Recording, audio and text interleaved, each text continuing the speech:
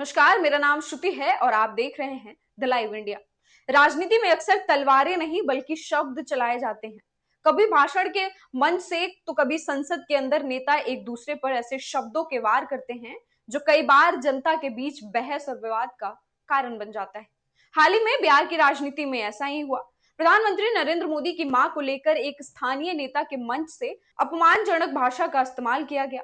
इसके बाद माहौल गर्मा गया और बात इतनी बढ़ी कि पूरा मुद्दा शब्दों की लड़ाई से निकलकर बिहार बंद तक पहुंच गया और 4 सितंबर को दोपहर 12 बजे तक बिहार बंद का ऐलान कर दिया गया। इस बंद की कमान बीजेपी महिला मोर्चा के हाथ में दिया गया, जिसका नाम मातृशक्ति का आक्रोश रखा गया। अब सवाल उठता है कि राजनीति में गाली गलौज या आपत्तिजनक भाषा का इस्तेमाल कोई नई बात तो नहीं है।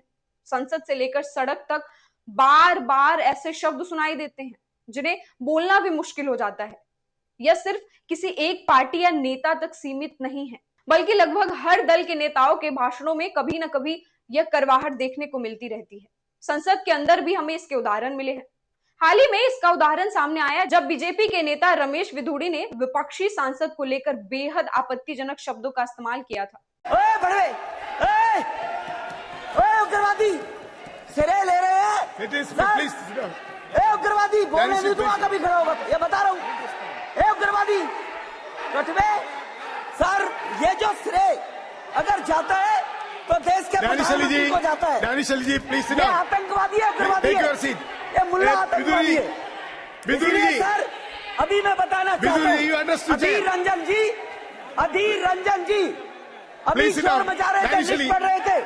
उस लिस्ट में अधीर रंजन जी जब लिस्ट पढ़ रहे थे 1975 से लेकर अभी तक, इसकी बात बाहर देखो इस मुल्ले को। अभी रोड पढ़ रहे थे सर, इसरो ने वर्ष 1975 से अब तक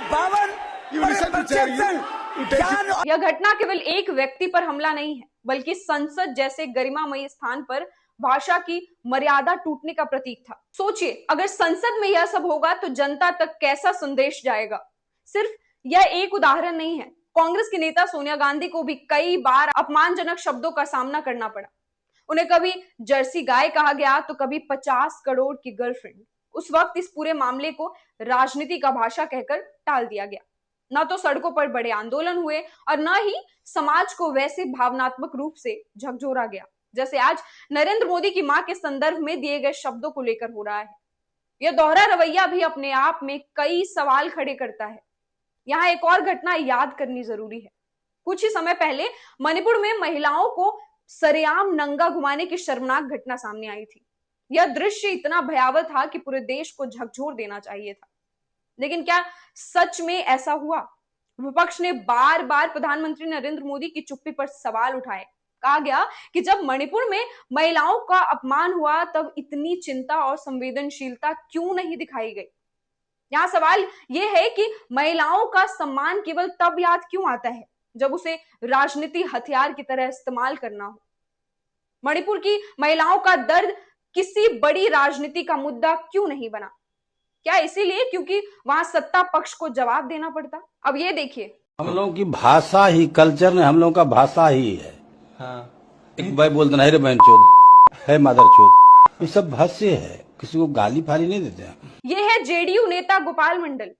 इन्होंने कहा हम लोगों की भाषा ही यही है। सवाल है कि क्या गाली देना किसी की भाषा या संस्कृति का हिस्सा हो सकता है? राजनीति में असहमति जताने के लिए और भी तरीके हैं, लेकिन मां बहन की गाली देना समाज के लिए गलत मिसाल है।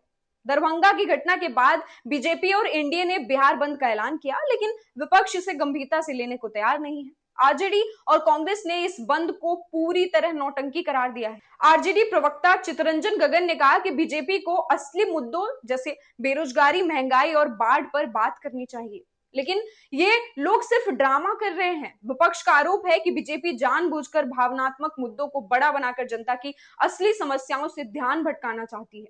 बिहार में कुछ दिनों के बाद विधानसभा चुनाव होने वाले हैं। ऐसे में हर घटना को चुनावी नजरिए से देखा जा रहा है। एनडीए इस पूरे विवाद को महिलाओं का समर्थन जुटाने के लिए इस्तेमाल कर रही है। उनका मकसद है कि ग्रामीण और शहरी इलाकों की महिलाओं को यह संदेश दिया जा सके कि बीजेपी और एनडीए ही उनके सम्मान की रक्षा कर सकती है। दूसरी तरफ विपक्ष इसे पूरी तरह चुनावी स्टंट बता रहा है। राजनीतिक विशेषज्ञों का मानना है कि भले ही बंद सिर्फ 5 घंटे का था, लेकिन इसका असर पूरे दिन की सुर्खियों में रहा और यही एनडीए की असली कोशिश थी। इस पूरे विवाद के बीच असली सवाल यह है कि क्या बिहार की जनता की समस्याएं सिर्फ गाली गलौज से हल हो जाएगा? राज्य की असल चुनौतियां तो बिल्कुल अलग है। बेरोजगारी सबसे बड़ी समस्या है। हर साल लाखों युवा रोजगार की तलाश में बिहार छोड़कर बाहर जाते हैं। महंगाई लगातार बढ़ रही है। रोजमर्रा की चीजें आम आदमी की पहुंच से बाहर होती जा रही है। बाढ़ हर साल दर्जनों जिलों को तबाह करती है। हजारों लोग विस्थापित होते हैं और किसानों की हालत लगातार खराब होती जा रही है। विपक्ष का कहना है कि बीजेपी इन गंभीर मुद्दों पर चुप क्यों है और जनता का ध्यान गाली गलौज जैसे मामलों में क्यों उलझा रही है। इस पूरे मामले पर आपकी क्या राय है, हमें कमेंट बॉक्स में जरूर लिखें।